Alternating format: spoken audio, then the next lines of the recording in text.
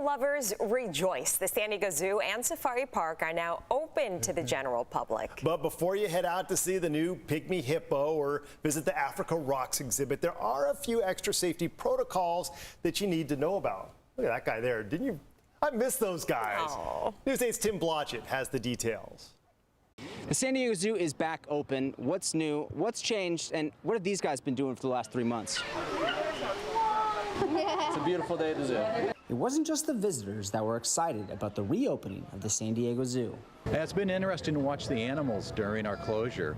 The orangutans have been extremely interested in our staff members when they would come by their habitat. I think some of the animals enjoy watching our guests just as much as we appreciate seeing them. 2 hours before it opened, guests started lining up outside the zoo, hoping to be the first in line to get a glimpse of the exotic animals they've missed so much. Tigers.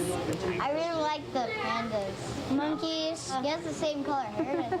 That's what I like about them too. There's always one meerkat that stands guard. He's the sentry. And like the meerkat, who is always on guard, zoo staff are on the lookout for keeping guests safe. We had those employees start coming back last week for training, really extensive training on how to work with this new normal, as we call it, within this COVID environment. Dwight Scott is the director of the San Diego Zoo.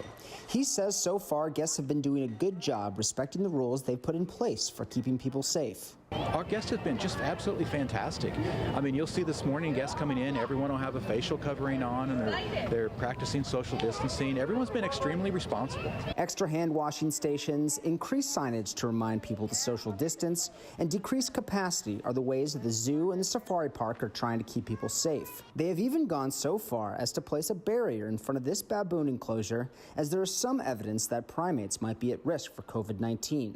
Scott says that even during the lockdown, the animals have always been their top priority. Our animal care teams, we've had 100% coverage from day one. You know, our commitment to our animals is significant. It's a responsibility that we have to take great care of the animals. So whether you're human or primate, the San Diego Zoo is doing its very best to look out for you. Very clean, very well organized. I think they're doing a fabulous job.